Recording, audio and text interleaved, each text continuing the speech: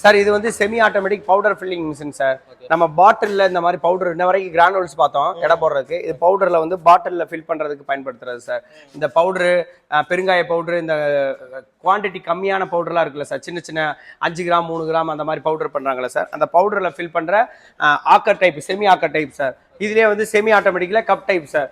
நாட்டு சக்கரை இந்த மாதிரி பவுடர் சம்மந்தமாக பண்ணுறோம்ல சார், கொஞ்சம் மாய்ஸ்டரோட இருக்கிறதுக்கு, அதுக்கு பண்ணுறது 1/2 கிலோ 1/4 கிலோ 1 கிலோ பண்ணுறதுக்கான டிஸ்க் டைப்பில் செமி ஆட்டோமேட்டிக். இது 1/2 கிலோ 1/4 கிலோ இதில் போட்டு வச்சு இதை ஆப்பரில் போட்டிங்கன்னா அதுவும் 1/2 கிலோவா உங்களுக்கு வந்து வெயிட்டு தள்ளி விட்டு அனுப்பிச்சு விட்ருவோம் சார். இது வந்து குர்குரே, லேஸு, பிங்கோ இந்த மாதிரி பண்ணுறாங்களா சார், ஸ்நாக்ஸ் சம்மந்தமாக, அந்த மாதிரி நைட்ரஜனோட ஃபில் பண்ணி வைப்ரேட்டர் மூலம் எடையை போட்டு ஆட்டோமேட்டிக்காக பேக்கிங் ஆகி வந்துடும் சார்.